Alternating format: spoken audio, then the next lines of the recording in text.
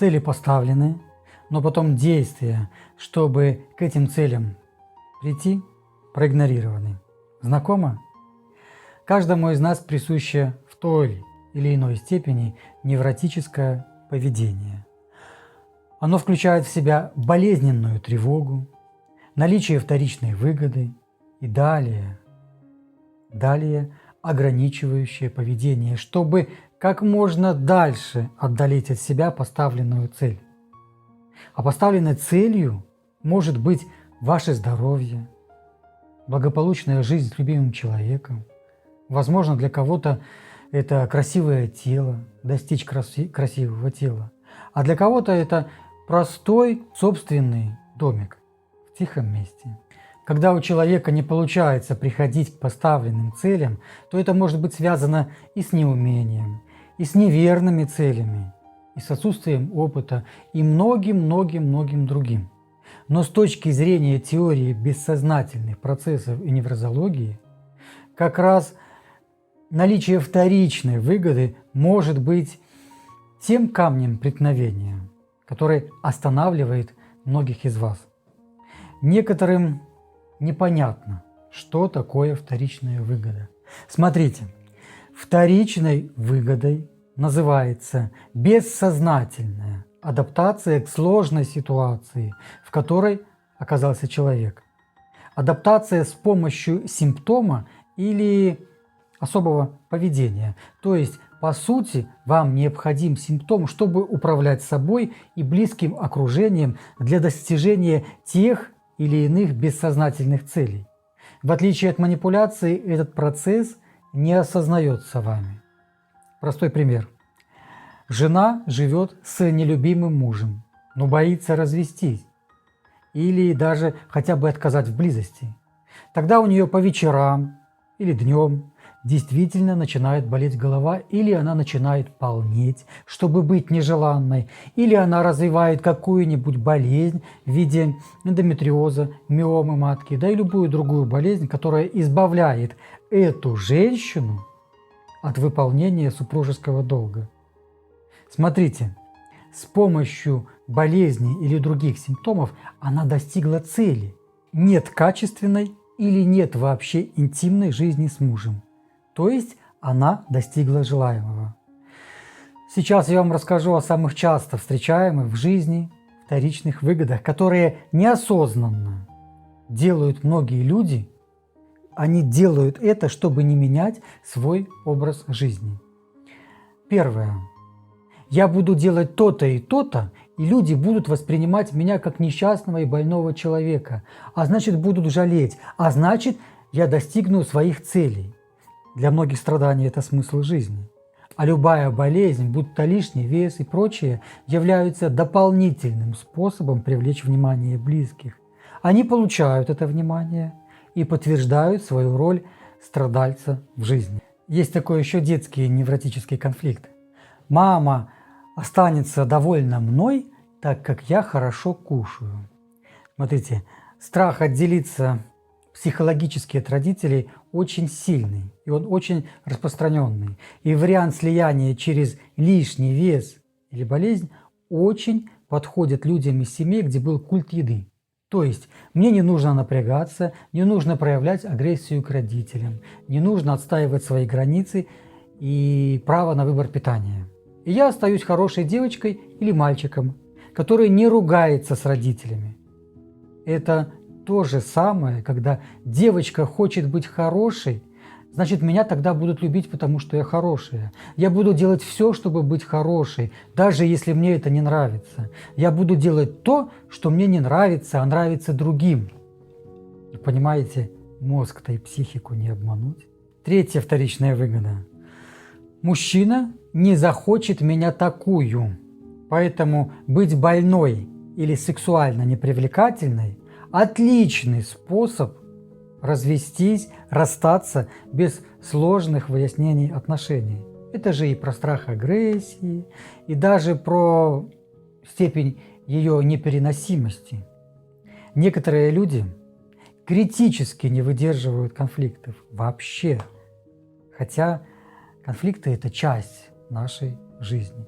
И вместо того, чтобы сесть и поговорить и выяснить друг с другом, что именно не устраивает, например, в сексе, и как именно вдвоем прийти к взаимопониманию, то для многих проще постепенно набирать массу тела, жир, вес, и этим вызывать отторжение к себе и разрывать отношения. Представляете, как психика неосознанно решает внутренний конфликт? Лучше быть толстой, нежеланной и больной, чтобы не разбираться в себе, не менять себя, потому что это больно. А вы знаете, что правда – это всегда больно. Поэтому для многих проще жить во лжи. А для вас как? Четвертая вторичная выгода. Теперь мне не нужно активно общаться вживую с людьми.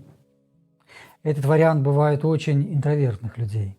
Это часто обиженные в детстве дети, которые выросли, изгои, которые потом ушли в компьютер, заменили живую реальность на виртуальную. И, кстати, неплохо себя там чувствуют. Это все хейтеры под фейковыми аккаунтами.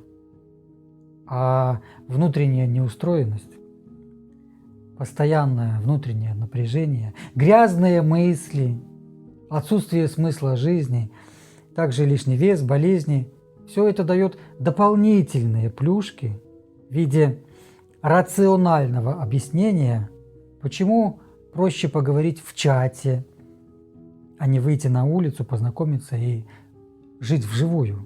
И вот все это внутреннее напряжение часто выливается в негатив по жизни. И дальше болезни. И пятый невротический конфликт. Болезнь и далее лишний вес возможно, как возможность остановить свои амбиции, свои желания, свои хотелки. Это непростой случай, непростой. Например, амбициозной женщине очень хочется быть успешной прямо сейчас. Она даже нарисовала в своем интересном воображении очень много картинок, как она достигла целей, как она стала успешной женщиной. Но она боится в реальности что-то делать. А реальность такова, что надо сидеть дома одной с двумя детьми и ничего не делать. Не делать, потому что она боится. А болезни, вечернее чревоугодие, скандалы с мужем, далее лишний вес оправдывают ее состояние. Но я же не могу, потому что у меня дети, потому что у меня муж такой, и вообще у меня нет сил и нет времени. Да и вообще, кому я нужна такая? И вообще я ничего не достигну. Вы же понимаете, что в итоге, если не прислушиваться к себе и не начинать делать конкретные действия, можно дойти до серьезных последствий. Вы же это знаете все. Что делать? Если вы хотите разобраться в своих вторичных выгодах в себе, то лучше всего пообщаться с квалифицированным специалистом, психологом, психотерапевтом. Ведь это бессознательный процесс.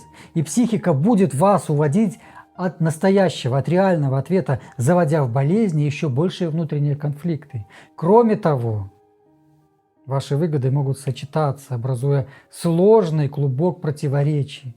Многие спрашивают, а что же делать мне сейчас, чтобы хоть как-то увидеть луч света в темном царстве моих страхов, болей, бед и обид? А прямо сейчас самостоятельно задайте себе вопрос, зачем мне оставаться таким или такой?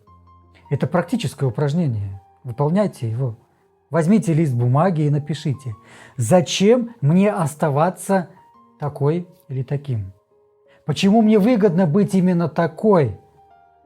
Почему мне выгодно реагировать на жизнь именно так, а не иначе?